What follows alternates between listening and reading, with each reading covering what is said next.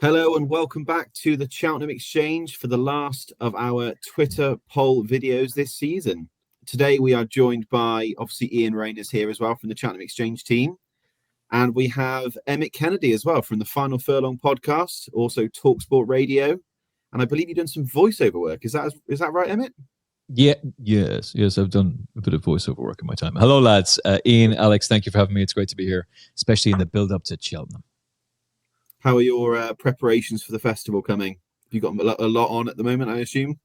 Yeah, pretty busy. I felt like I've flip-flopped on a couple of positions, but for the most part, I've held my tough.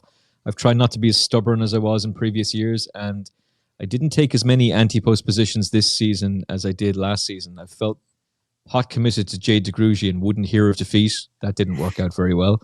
So I tried to not do things like that. I was absolutely right about Tihupu, by the way. I wouldn't hear of defeat for him, and we got that one right. But I'm less pot committed this year, which I actually find a little bit refreshing. There's definitely horses I'm kicking myself about having missed out on. And certainly there's horses I was told, and I had my own opinion, but I should have backed that horse, and I'm kind of kicking myself a little bit. But it does give you this bizarre freedom of you're not committed to a horse, and so you're not actually just blindly biased to one over another because of an anti-post bet from before. And that is bizarrely freeing, actually. I think there's a lot of people who are in that position that they seem to be doing sort of less, well, at least smaller anti-post books, or not being as interested this year. I'm not sure why that is, but I don't think you're not the only person that's told us that this year. Put it that way. The value's gone, Alex. The anti-post value is just not there anymore. Like every now and again, you'll get a horse. I was told to back Hello Neighbor for the Triumph Hurdle, but I'd also been told about Luamba, and there'd been rumors about Willie Mullins Superstars. So I just left it off. But the real reason I left it off was he was 33-1 when I was told about him. Thought about, okay, I might go into a bookmaker and place a bet on that. Have a word with Jeff and see if we can get a bet on. And he's 16-1. He hadn't even jumped a hurdle yet. Like, that's not value. It can't be. So we're close to the meeting now, and he's an 11-2 shot. So slightly, I'm not going in biased and blinded by the fact that I've pot committed myself to a horse early on either. But if the value is there, great. I haven't seen much of it all year, to be honest. No, yeah, it's certainly been we haven't even done our anti-post series this year because none of us have really been able to find anything that's been good value. I mean, by the time a horse gets entered, they get cut straight away, don't they? They get declared, they get cut again anti-post, and then by the time they've won at 1-2, they've been cut from 40s into 10s, and it's just like you say, no value there. Yeah, it's madness. The only anti-post bets I've done are, and I've talked about them on the show, but they're anti-post multiples. Like I've backed this horse in a lucky 15 with this horse and this horse and this horse. I've backed this horse in a lucky 31 with this horse, this horse, and this horse. And the attitude is, if I'm going to get this right, I'm going to get this right. And we're going to be off to Dubai. There's a couple of bets I'm feeling pretty decent about, but none that I'm like so married to that, there's no way my opinion will change. Like, I'm absolutely adamant to this one. I haven't seen it that way this year. Now, the engagement in anti-post content is good, which is a good sign. But you talk to people at the races, you talk to people in DMs, you just see the interaction online. Like, a lot of people are commenting on it. You can't get a bet on, for one thing. And secondly, even if you can, the value just isn't there. If you're holding on to 14-1 Kopek to boards, or Kopek to me, fair play to you. Well done. I don't think there's too many people who are holding that kind of a docket, though. No, not at all. So this video for today, then, we'll be looking at day 4 of the Cheltenham Festival. Every day this month in February, we've been putting a poll up on our page, and if anybody hasn't been getting involved, make sure you look out for it next year. So as I say, we'll be looking at day 1 of the festival so far, and the results of the poll for the first race, the Triumph Hurdle, are here. So East India Dock came in with 60.4% of the vote for who people thought was going to win the race, which is absolutely massive. Obviously, 13% there for Hello Neighbor, 22% for Lalamba. Got some comments on here as well. So Jamie Brownlow said he really liked Lalamba when he watched him at Ascot, winning his race went from last to first. Thought it was impressive. Johnny Evans of our show says East India Dock all the way, passed the eye test twice, and was surprised he wasn't favourite until this week. Emmett, what are your thoughts on the Triumph Hurdle at this stage? Cracking race. A sensational race. I'm really looking forward to it. I know there was a huge amount of talk about Luamba, and at the time when he won that race, I think my reaction was, wow, jaw on floor kind of stuff. And when Hello Neighbor won, I thought, yeah, good horse. Bit of a bunched finish. Don't know if he's going to be able to mix it with the British form. And you keep watching back East India Dock, and he's a machine. Like, he was obviously hugely impressive at the November Open meeting, and then what he did in January was even better. It's not as wide margin of victory, but it's arguably more dominant because he's just made bits of Stencil. And the talk was that Stencil was a Triumph Hurdle horse earlier in the season, at least. I know he'd blotted his copybook in France, but there was certainly a lot of talk about that horse, and he brushed him aside. The closer we get to the race, the more I look at it, I'm not so sure that Luamba form is as good as it looked. Mondo Man got beaten at Kempton. And in any case, even if you're talking about him giving £10 and a beating to Mondo Man beat himself. He was just far too free, far too keen. He never really gave himself a chance to win that race. Gary Moore will get to the bottom of him. He'll be a nice horse, but I wouldn't be saying that that's an advertisement of the form recently. And Harry Durham's horse went on and won afterwards, the horse in third. He's out at Cheltenham now, which is a shame. But he won a handicap hurdle at Ludlow off a mark of 118, 119. It's got nothing, no bearing on the Triumph Hurdle. Stencil, yeah, very impressive. Not Stencil, sorry. East India Dock, massively impressive. I'm very fearful of him. Very, very fearful of him. I think the Irish form is way above. Hello Neighbor was a better horse than him on the flat, technically. Talking about a horse rated 89, 90 versus a horse rated 97 on the flat in Ireland, and that's only after 2 starts, whereas East India Dock was pretty exposed. He'd had plenty of runs. Hello Neighbor is the literal definition of unexposed. Only 4 starts in his life, 2 of them over jumps. Thrown into a grade 2 for his hurdling debut, which he wins. Lady Vega Allen, he puts more distance between him and her on their next start. She was going to improve for that run, and she did, to be fair to her. Galileo Dame, all the talk in the lead up to the DRF was about how good Galileo Dame was working and that she was expected to run a big race. So while she was a big price that day, that's no fluke. And the right 3 horses have finished 1, 2, 3. I think he'll love the new track at Cheltenham, the emphasis on stamina over speed in the Triumph Hurdle, and he will not be far away at all. I think he's a cracking each way bet right now. I think he might end up going off shorter than he is currently. Very strong shout there. Ian, what are your thoughts on this one? Obviously, being the Hendo fanboy, I'm sure. He is number one Hendo fan. I just wonder if I've been sucked into the hype. I know the Lambert run on top. I think it was an RPR of 132, and as Emmett was saying about it, beat Mondo Man and he got the £10. But me and you was at Kempton when we watched the Adonis, and he didn't run any sort of race. I know St Pancras, who was in the Lambert race, finished second, I think it was, in that race, and Viviani, who's ran behind as well, was come out and won since. But then you look at Mumbo number 5, I know he pulled up in the race. Was it East India Dog? Yeah. I don't know if you can count that a form or not, but he again was very good. Winning the Adonis. You could say you got this, and then look at East India Dog. You got Terra Firma, Quanta Kills that won before, and it was the Dead Heat. And Total Look was third. Total Look you could maybe look at for the Boodles potentially. So East India Dog has potentially got the form lines in the book, but and the Lambert I was very visually impressed with, but yeah, it's tough. It's tough. I still probably would side with the Lambert at the minute, but it might be heart over head. I think for me at this stage, I've obviously got a nicer price on East India Dot, but he does look to me the most likely winner. But I think if one of these Irish horses that clearly have been, well, they look to have been pretty much shafted by this British handicapper, if one of those ends up winning the juvenile hurdle on the Tuesday, then maybe they haven't been shafted by the handicapper and the Irish form is just way ahead. You just don't really know, do you? But yeah, I think that'll be the key for it for me. If you get a 1, 2, or 3 of Irish horses in the juvenile division in the the Fred Winter really is what it is, then I think I'll probably have a little saver on a Hello Neighbor. That'll be my plan. But yeah, East India Doc for me. Just very briefly on the form, because like we are trying to work out, is there any substance to this form at all? And again, people could look at the Leopardstown race and go, sure, that was no good at all. Bakalachian was beaten. I'm sure I've butchered the pronunciation there, but that horse was beaten 10.5 lengths. He's come out and won twice since then, including winning the race that's the most significant trial for the Fred Winter. He's not going to run in that race, but Mercia is.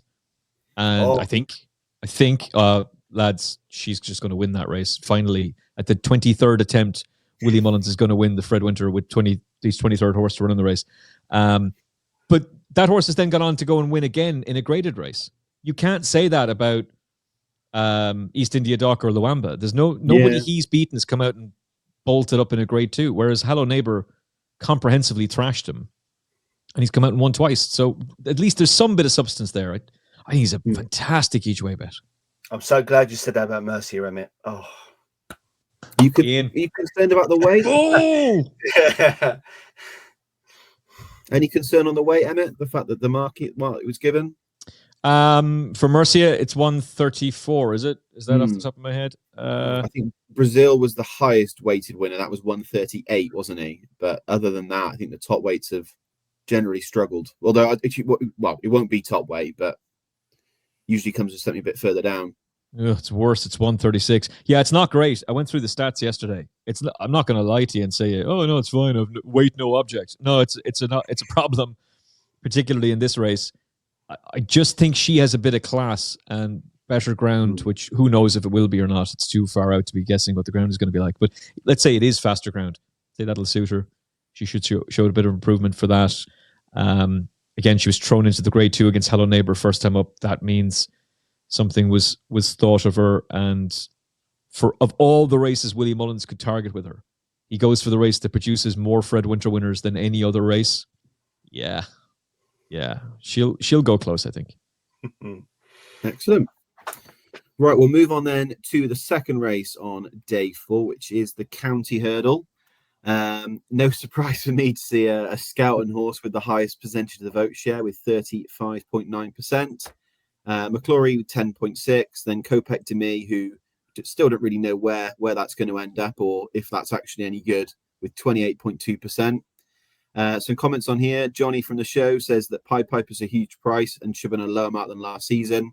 These comments obviously came in prior to the weights coming out. Got a great place chance at 33s. And then he's also mentioned Cargazy, who has a shout of 139. I think she was given £2 from memory, but I have to double check that. Yeah, 141. 141. And then Ian Pollard has said he loves the way that 29% of people have voted for Kopek Demi. Not saying he won't win, but he thinks it's less than 29% he'll end up in this race.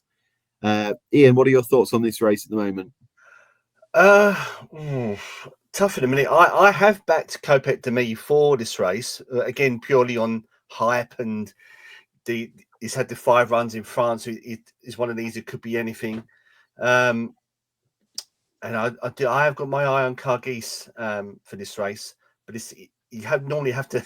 I know it's stereotypical. You normally have to narrow it down to Skeltons and Mr. Mullins for this race, but I'm not sure. Valgrand had the good start at Cheltenham, didn't he? I think, and then put in his place by Potter's Chumba. I think that might have been over an inadequate distance, and he seems to have fell out the back of the teddy the last 2 times. So you can maybe see why people latching on to that, and maybe the Skelton way of trying to get the mark down.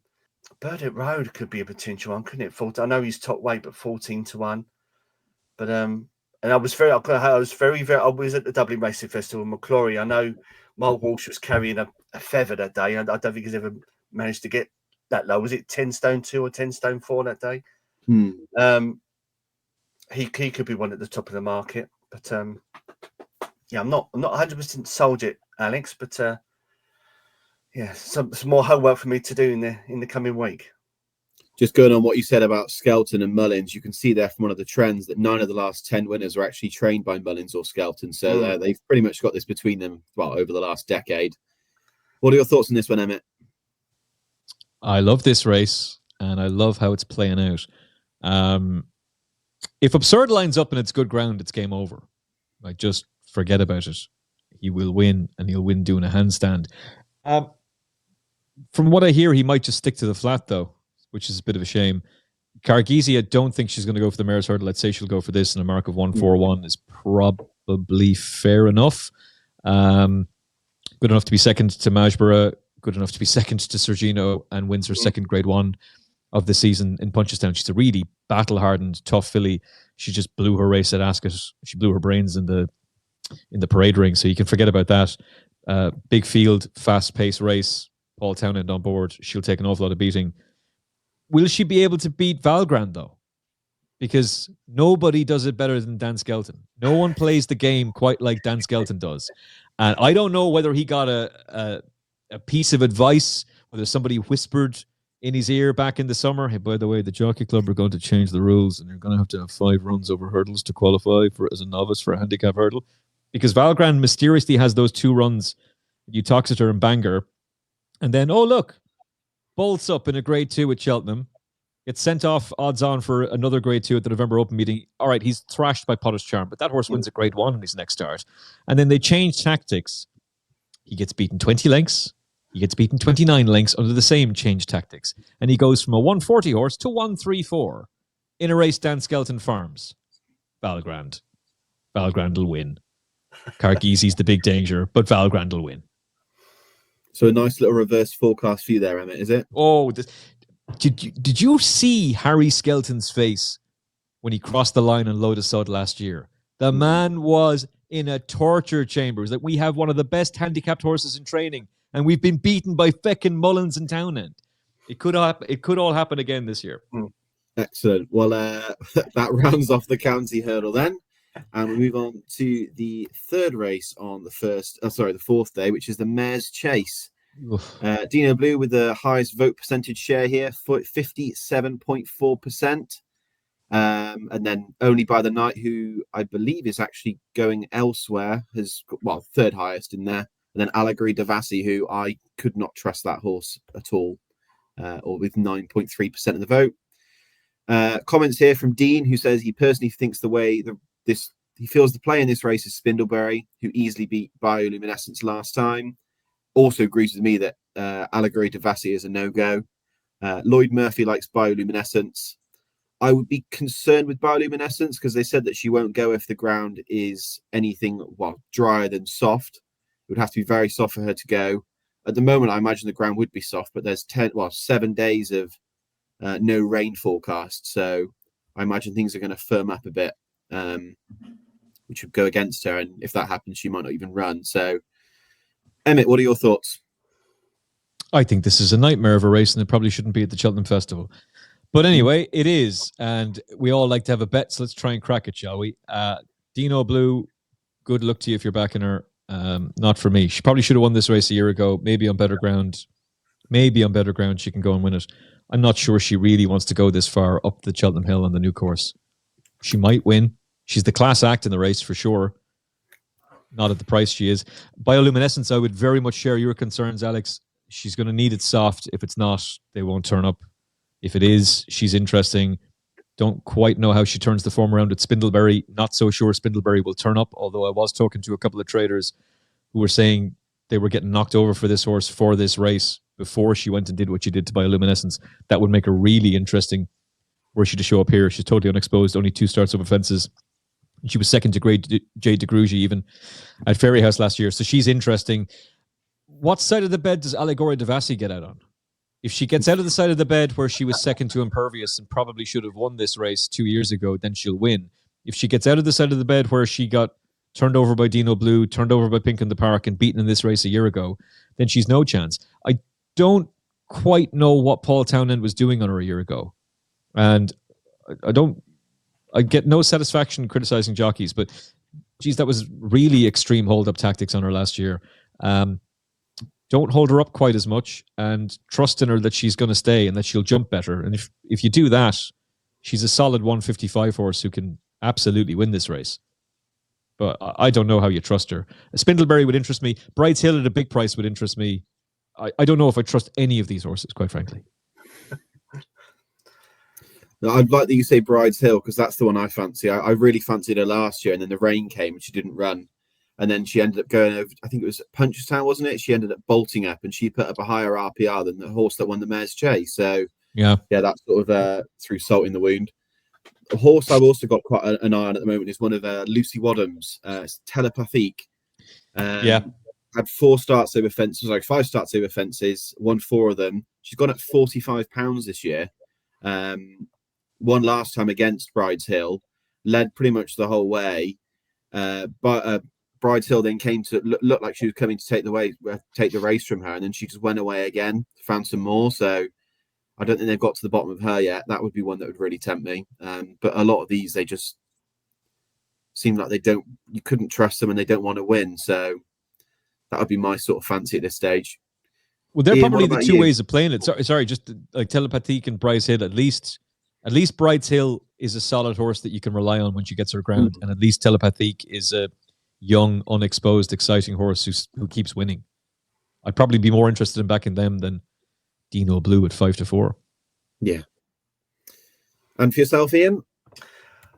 I had bioluminescence all penciled in, ready to go. I was happy. And then she ran, was it last week on the 22nd? I'm thinking, oh my God, why are they running this so close to the festival? And as you said about the, she probably would need a bit more rain. I think there's some forecast.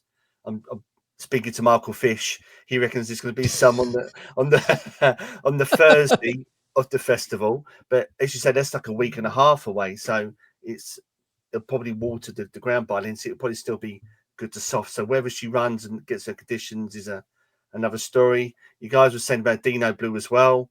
Is she better over 2 mile? I know she's got form with Solness and Energamine this season. And she won did she win the Opera Hat? Yeah. And he was saying an Allegory de Vassi as well. Is she better? I know she's won over 2 mile 4, but is she better over 2 mile? Don't try and second guess that horse. She will break your brain. She's a head wrecker. I've backed her before, and she's broke me, Emmett. But I'd rather back her in a race where I think she's got no chance than a race when she's 1 to 10. She's that kind of horse, isn't she? Yeah, I'd rather back her at 5-1 than even money. Yeah. And so looking at the betting a bit further down, Limerick Place, I don't think is going to run. She's been very quiet this season. Only by Night is going to go to the Arkle. And then you say you guys are saying about Spindleberry and Telepathique, and then you get to like the 8, 9, 10 to 1. So they could be the plays at the minute to maybe go 10 to 1 each way rather than go for Dino Blue. Could be I don't know. Could be anything on the day. Never trust a mare. Thank you, Ian. Right. We'll head on then to the 4th race, which should be the Gold Cup, but they decided to dick around with the running order. It is the Albert Bartlett Novices Hurdle. Can see 2 horses with a big percentage share each, the Big Westerner and Yellow Clay. Still unsure where the Yellow Clay will end up. Probably looking like it might end up being what was the Ballymore, which are now the Turners. Final Demand will probably end up there as well, but we'll have to see what happens with Mullins Bingo, because he likes to throw a few curveballs at us, doesn't he, every now and then. So we'll see what happens with those. Some comments on here from people who have commented on our polls. So you've got Matt Metro said if Final Demand runs in this, he'd win by 20 lengths. Nick Howard likes Jet Blue, all the way from France. And Benny McClarty likes Wingmen. Ian, I'll come straight to you on this one. What are your thoughts? Right, we're talking about mares. I like this mare, and then I'm going to instantly contradict myself by talking about this mare. And it's the Big Westerner. So she's been very good this season. She's won at Punchestown in November and Limerick in December. I don't think she'll have any issues staying the trip. Ground won't be an issue. But then if you delve in deeper, mares do not have a very good record in the Albert Bartlett. I think Sal Soretta was 7th in the past. I think there was a horse called Alce that was pulled up. And I think the last one was Augusta Kate, ran in 2017 and was beaten 25 lengths. So that instantly, again, talking about things going in your mind. And I like the horse, but then you think, perhaps the mares are not that good at in this race. The one I want to run in this race, which I think is going to go to the Turners, is the Yellow Clay. Is one over the distances 2 mile 4, 2 mile 6. Again, I think we'll have no issues going up in trip. I think Mr. Elliott is going to run Wingmen here. Well, I originally thought he was going to run Wingmen in a handicap, but with the new rules, he's 1 short. So I think he'll come here, and sadly the Yellow Clay will go to the Turners. But at the minute, I want to go. I want the Big Westerner to win. Okay. How about you, Emmett? What are your thoughts? Yeah, I completely agree with almost every single thing Ian just said there. It's hard not to like the Big Westerner. She's got the pedigree for it. She's a half sister to Stay Away Faye, so she's literally bred for the job. And she's trained by a genius who's won this race before. She's 4-1. This race gets won by 50-1 shots. Like, you're off your head if you're backing a horse at single figures in this. And best of luck to you if you do. Maybe she goes and wins. Maybe the French horse just outclasses them. And if he gets a better ride than he got the last day, won despite the bad ride, maybe he'll just go and blitz them. They could be the two class acts in the race. Wingman, I find it interesting, and this could be just very simple. It might just be that Bective Stud don't want the two horses running in the same race. But that's a really red-hot running of the Turners. And Gordon is committed to running the Yellow Clay in it. I'm a big Yellow Clay fan, by the way, and I wouldn't be surprised if he won it. I'm pretty sure Final Demand will murder him, but maybe he will go and win it. But is it possible that the reason he's doing that is he thinks Wingman will win this? Maybe. Maybe he thinks Ballybow will win it. I don't know. I think you want to be going for something that has a bit of experience and is just a battle-hardened, tough horse. There's a very interesting stat from Paul Ferguson in the Weatherby's Cheltenham Festival betting guide. I'm pretty sure it's only one of the 20 winners of this race had run in a graded bumper. Run in a graded bumper, not won one, run in one. So what that tells you is this is a race that's won by backward, slow horses that show absolutely nothing and no precocity whatsoever. You wouldn't even dream of putting them in a graded bumper. And then they turn up to this race, they're battle-hardened, they're tough, and they go and win. And for that reason, I'd look at Flicker of Hope. It was an improving horse coming up through the handicap ranks. He was beaten at Leopardstown the last day, but that was a good handicap he was beaten in, and he's probably still improving. Jacob's Ladder's a horse I like, not for this race, though. Ballybow would wanted soft ground, but if he gets soft ground, I'd be very, very sweet on him. Derry Hassan Paddy doesn't have the experience, but I'd say that's going to be a nice horse as well, and I can see he's been backed today too for Lucinda Russell. And for all that, I would completely agree with the idea that mares don't have a great record in the race. Maybe Mozzie's sister is the more interesting one to go with. She's 22-1, 25-1 maybe. Big Westerner is 4-1 favourite. They took on Final Demand at the DRF and she got blown away by him, but that's Final Demand and he's going to be proven to be one of the best horses around, I'd say. So I'd be looking for something at a big. I wouldn't even rule out a horse like Manila Sixo. That was a bad fall the other day, but he ran in the race in Limerick. Vanillier was beaten in that Limerick race, and so was a number of other horses. Pretty sure even Stellar Story might have been beaten in that Limerick race as well, actually. So just defeat in that Limerick race does not preclude you from coming on and winning at the potato race at the Cheltenham Festival. And the fact that you're even running them in that slow boat race in Limerick on horrible ground tells you that's a horse you know is going to stay all day. So they're the kind of horses I'd be looking at. But I'm not telling you that the Big Westerner or the Frenchie can't win this race. I'm just telling you that you should be backing something at a double figure price. And who that is, don't know. There's 3 or 4 for you. Well, like you were saying about double figure odds, one of the stats there, 10 of the last 11 winners were sent off at double figure odds. So, yeah, that's the place to look. I haven't found one myself yet, but yeah, we'll see what happens on the day. Monkfish wasn't even favourite. No, he wasn't, no. Oh, I'm trying to think who was in that year. That was when the 4 of them were going across the line, weren't they? Yeah. Time Hill. Time Hill, yeah. Time Hill was favourite. Good knowledge. Was it latest exhibition 9-2, Fury one? Road in third. Yeah. And bizarrely, they were 5-1, 9-2, 5-1, 4-1. And they all basically, it was almost a dead heat photo finish. But every other year, aside from that one, it's a bruising slogger at a massive price. I was gutted last year because I was on the Pauling horse who was second got chinned. Oh, Jukebox Man. Oh, Jukebox Man. I was on him last year. Well, I'll give you one. I was doing this for TalkSport, and please God, I'll be on again this year, all being well. And I decided, no, I won't split my stakes on the 2 Gordon horses. I'll be brave and just back Search for Glory. Genius. A Stellar Story then comes flying up the hill. What a clown. Oh, no. Oh dear. We've all had those days. Oh.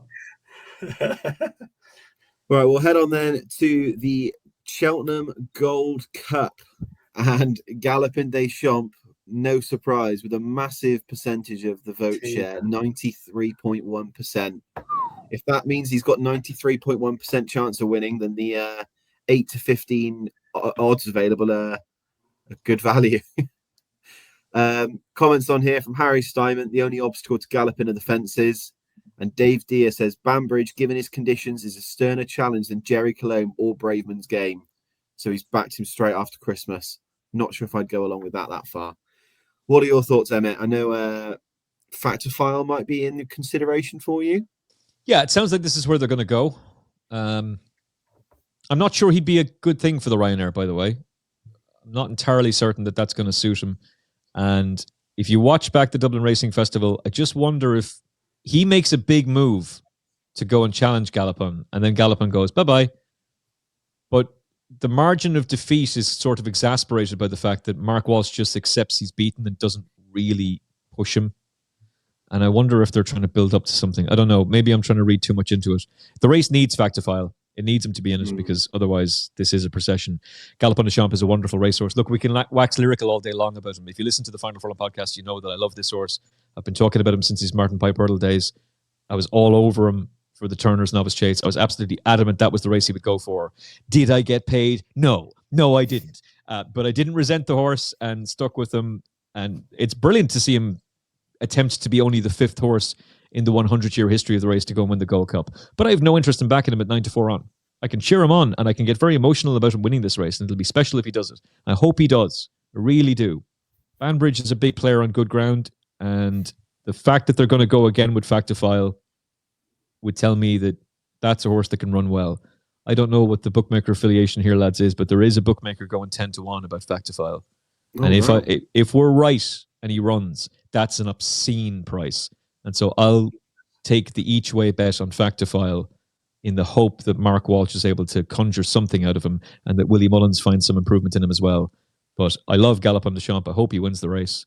I might back Factifile against him, and at 10-1 I probably will. There's no bookmaker affiliation here, so who's that with? Because I might have a few quid. Bet365. I'll take that one. 10-1 about Factifile. Very nice. I presume that's not non-runner no bet, and they're assuming he goes for the Ryanair. But first rule of law: never assume.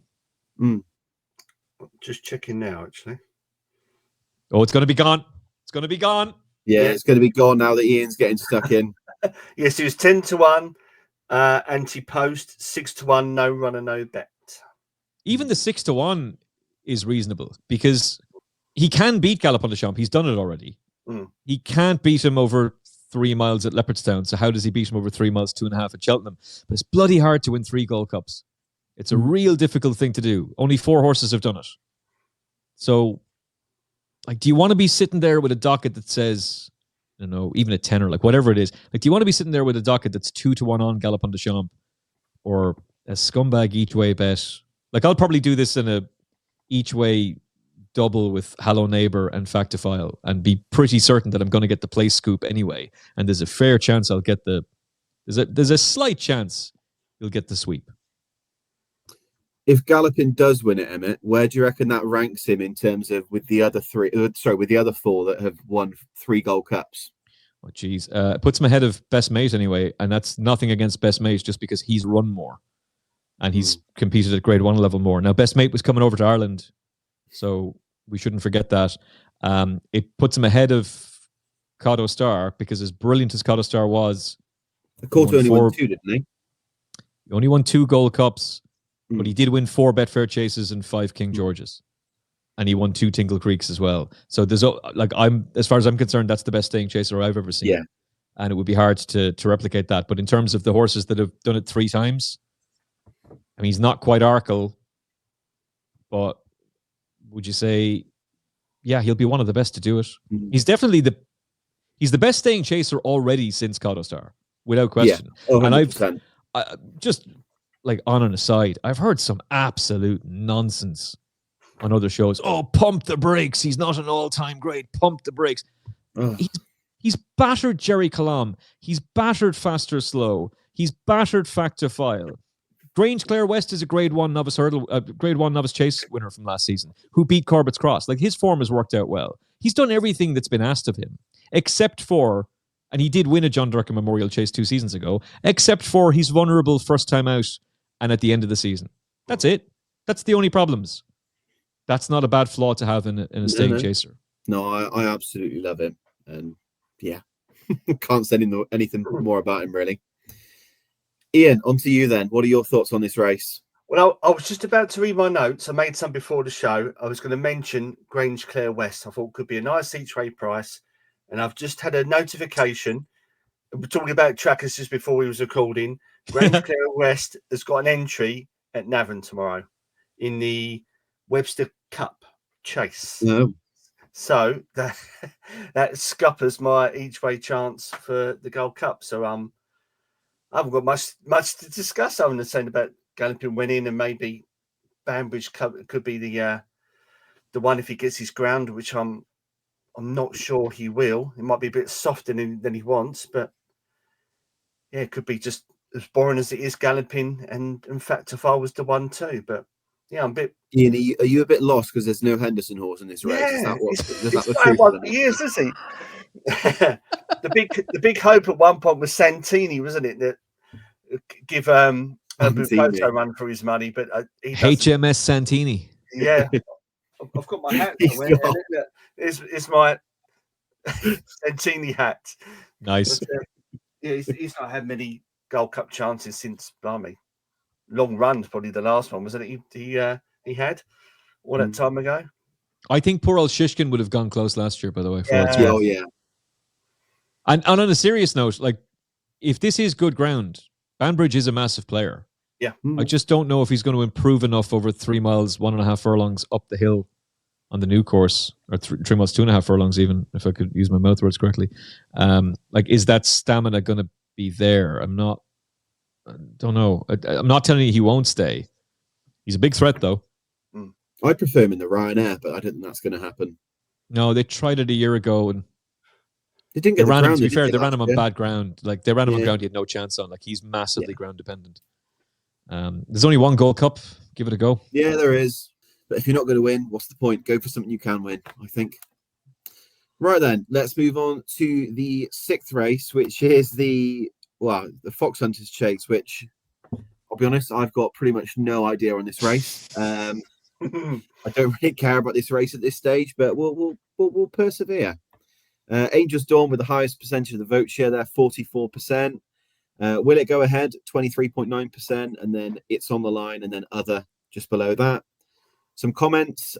Dave Deere says that Angel's Dawn has an outstanding chance. It was going well in the Kinmure last year for the form that the vast majority of these can only dream of. And the cherry on the top is also gets a £7 mare allowance. Gamble responsibly and form an orderly queue at the payout counter. And then Scotty says the horse that were in the race is the ambulance. Get rid of the race. So, wow, Scotty. Thank you, Scotty. Emmett, what are your thoughts on this one? Are you really excited for the Fox Hunters? Well, it's not really the Fox Hunters anymore, but that's what it should be still. No, it's the Fox Hunters.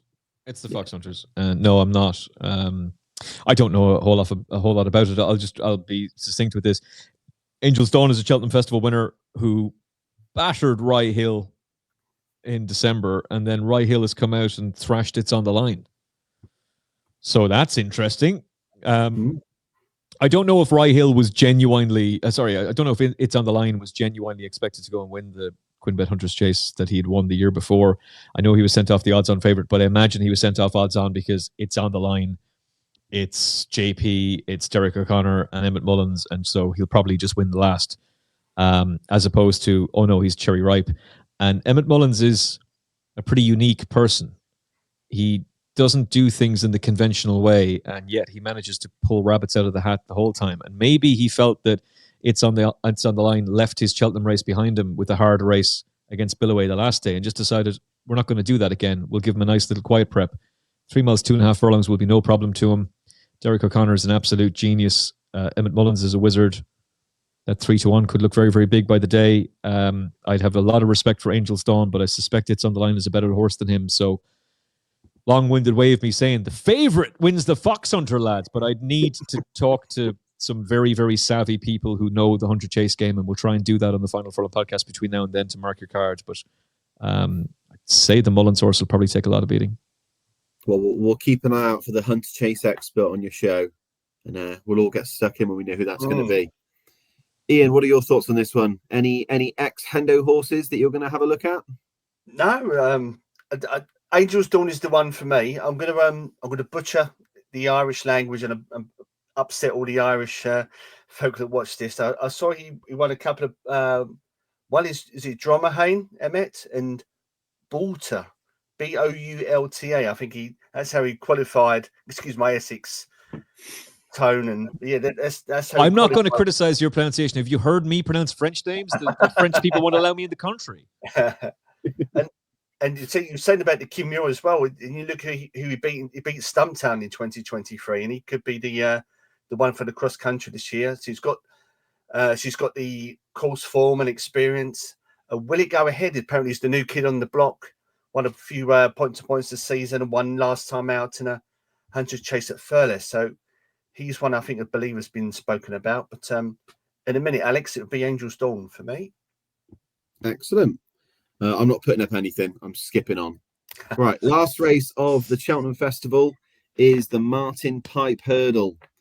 Wadu with the highest percentage of the vote share, 39.7. Quebec to me again, after we spoke about it for the county hurdles in here as well. And then a horse that I quite like, Tap on the Go, 14.7%.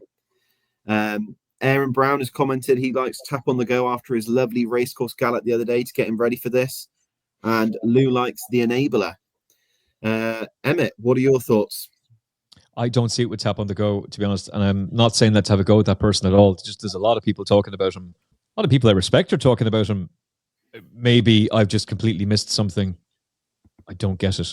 But good luck to you. I'm fascinated by bunting.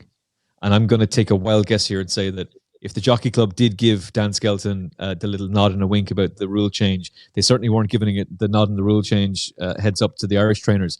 So they weren't able to get their horses out early, the novice hurdlers, and there's just no way Willie Mullins is sending out a novice hurdler 5 times before Cheltenham. Certainly not one that he thinks is grade 1 class. So I would imagine he started looking around the yard and started saying, okay, who do we have here that's already got hurdling experience but is still unexposed? Oh, Bunting. Brilliant stuff. Bunting was a really impressive winner on pretty soft ground at Limerick last Christmas. I loved him that day. I backed him at the DRF. I was wrong. Adam Mills was absolutely right with Cargizi, but he was staying on best of all in that grade 1. Cargizi goes on and wins a grade 1 at the Punchestown Festival. Stormheart finished second. Was second at the Dublin Racing Festival in a valuable handicap hurdle off a mark of 140. And Mashborough, the absolute monster, finished third. He goes on and wins the Triumph hurdle. Bunting was sent off a shorter price for the Triumph than Mashborough was. So they obviously expected a big run that day. It obviously didn't happen. Then he goes to Punchestown. He gets thumped by Cargizi. They tried him on the flat. That didn't quite work out. And on his seasonal debut, he probably would have been third had his stable companion stood up. But he was doing all his best work towards the finish. And to me, he was shaping like a horse who badly needed that run. He'll be trained to the minute, and I would think this is the race they'll go for, because the further he goes, I think the better he'll be. I wouldn't be worried about good ground for him. I think this is a classy horse, and he's got a mark of 139. I'm not saying he's chucked in, but I think he's a very, very talented horse, and he could end up being the number 1 for the Willie Mullins camp. So Bunting would be my play in the Martin Pipe. The one that's the most obvious is Wadu. She looks like she's a long-term project for this race all season for Gordon Elliott. For Gordon, it's not really about prestige. It's about Cheltenham winners. And that form at Cheltenham, she's beaten Joyeuse, who's come out and absolutely thumped them in the old Toad Sport Gold Trophy. Royal Margot has come out and won a listed hurdle. Thankfully for us, we put her up at 20-1 on the final furlong. The other horse won as well. That form's red hot. I'd respect her an awful lot, but Wadu and Bunting is a 20-1 shot, I believe, right now for the Martin Pipe. So I'll side with him. Owned by Tony Bloom as well. So if there comes a lot of late money on the day, you know that Tony's getting stuck in. Oh, yeah. Big time. If we could find out, has he booked his tickets for the Friday of Cheltenham? That's how people knew about Penn Hill on the Thursday for the Stairs Hurdle. If we know he's booked his tickets for the Friday, get stuck in. Any sign of him, let us know. If anyone sees him at the train station or at the helipad or something, let us all know if he turns up. And we don't want any of that Sky Sports football rumors nonsense. Oh, they've just spotted Nicholas Anelka at the airport. Oh, they've just spotted in the car. None of that stuff, please. Ian, what about you for this race? Bobby Zamora outside Cheltenham looking for a gig. You could get a game for the Robins, actually, if he wants one. What are your thoughts, Ian? Well, what I was just about to say, Emmett has said literally word for word. I like Wadu, and said about Gordon Elliott. He normally likes to target this race. Was said about Joyous, Wonder William Hill Hurdle, and I think Wadu's got a mark of 1:41, 11:8 in a minute. Yeah, and then you've got Kopek to me again. Seems to be the favourite for about 358 of these races at the festival. Yeah, I don't know. Not much else to add, to be honest. Then you got that McClory again. We spoke about Tap on the Go. Oh, I don't know, but I like Wadu. But yeah, not much else to tell you. Emmett, you've said a lot of what I was going to say. Not much else to add, Alex. Sorry. Okay. The two I quite like are Tap on the Go, who Emmett's told me he's got no chance, and East India Express, which is a Hendo horsey, and I'm surprised you didn't fancy him. So yeah, those are the two I quite fancy at little each way prices, but nothing major at this stage. Right, that wraps up day 4 of the Cheltenham Festival. Any further comments, gents, or anything else you want to raise? I've just noticed one, Alex, the one we spoke about in the previous video, Hamsian. I don't think he'll get in. I think he's too far down, isn't he? Oh, I'll have to. I'm not he's sure. He's number 73. Oh, Jesus Christ! Okay, maybe not then. I think he'd struggle to get in. He is a horse to keep on the right side of, though. He's going to pop up somewhere. Yeah, he's going to pop up somewhere at some point. Yeah. Punchestown. Right, that concludes day 4 of the Cheltenham Festival. I just want to say a big thank you to Emmett for joining us today. So thank you, Emmett. You're welcome back whenever you want to come on. Just let us know. Oh, absolutely, lads. Delighted to be on with you. Really enjoyed the conversation and looking forward to being on with you again. I'll have to get you on the final furlong too. Excellent. Thank you. And also, just to let you know, we do have a discount code for horse racing pins. I'm just putting it up on the bottom here. So you can use our code CHOUTX20 for 20% off a purchase of over €15 with horseracingpins.com. We don't get anything for that. It's just a nice little thing that they're doing. And yeah, if anyone wants any pins for the festival, get stuck in. And finally, just a thank you to everybody that's got involved with all the polls, retweeting, commenting, even just voting. Thanks for everyone for your engagement. And we'll be doing the same again next year. Thanks everyone for joining. And we'll leave it there. Thanks a lot.